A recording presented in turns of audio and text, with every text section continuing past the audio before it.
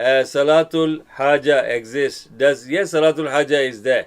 You pray 2 rakat namaz and then you ask Allah subhanahu wa ta'ala to give you whatever you want, Allah will give you inshallah. So there's a simple normal 2 rakat namaz you can pray and then you can make dua to Allah and Allah will give you. Sheikh, I had a dream reciting surah, like for example, Surah Al-Hajj, I can say the example is very clear.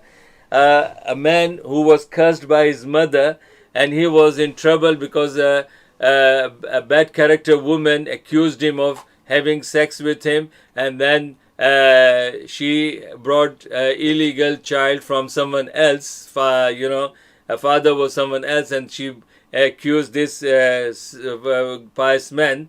So what he did, people, they started beating him, torturing him, and they even broke his house. So what did he do? That is the story of Jurayj, which is in Bukhari and Muslim.